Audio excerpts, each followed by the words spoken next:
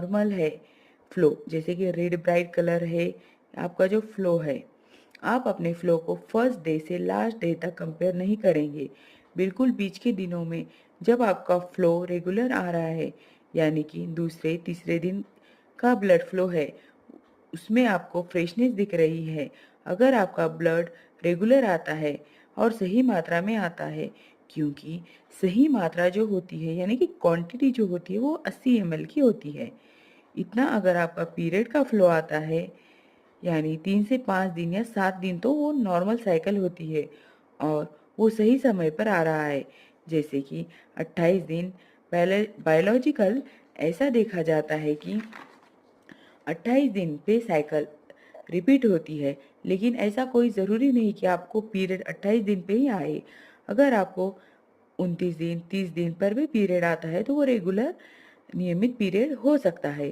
तो ऐसे केस में भी आपको समझना चाहिए कि अगर आप सही टाइम पर ट्राई कर रहे हो तो डेफिनेटली आपको प्रेगनेंसी रुक जाएगी। लेकिन बहुत बार क्या होता है कि आपका पीरियड अलग कलर का होता है, जैसे कि अगर पिंक कलर का है और वो बहुत ही रुक रुक के आ रहा है, जैसे कि जिस दिन आपका पीरियड की डेट है उसके 2-3 दिन पहले आपको वाटरी डिस्चार्ज आता है, आपको पतला एकदम पिंक सा डिस्चार्ज हो रहा है, उसके बाद 3-4 दिन बाद खुलकर पीरियड आ रहा है, तो ऐसे केस में ये संभावना देखी जाती है कि आपको पीसीओडी है या पीसीओएस है, ये होने का संकेत मिलता है। इसका मतलब आपकी पीरियड साइकिल रेगुलर नहीं मानी जाएगी और आपको हार्मोन के इम्बैलेंस भी हो सकते हैं। तो ऐसे केस में आपको अपने नज़दीकी गायनेकोलॉजिस्ट से मिलना ज़रूरी होता है। वो आपको सही से गाइड कर देंगे कि आपके प्रेगनेंसी को सस्टेन करने के लिए आपके पीरियड रेगुलर करेंगे और उसके लिए आपको मेडिसिन प्रिस्क्राइब करेंगे। अब रही बात, अगर आपके पीरियड का कलर अगर ब्राउनिश कलर का होता है, उस टाइम पर आपकी प्रेगनेंसी रुकेगी?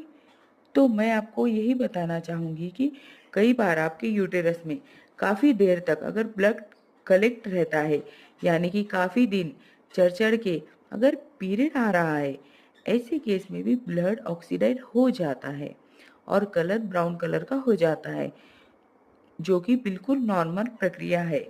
ऐसे केस में आपको अपने पीरियड साइकिलर को रेगुलर करा के लेना ज़रूरी होता है, क्योंकि जब आपका फ्लो आने लगता है 2 से 3 दिन वाला जो फ्लो होता है, उससे आप अंदाज़ा लगा सकते हैं कि इस बार जो ब्लड है वो आपके प्रेगनेंसी को सपोर्ट करेगा या नहीं करेगा। लेकिन उसके साथ ही साथ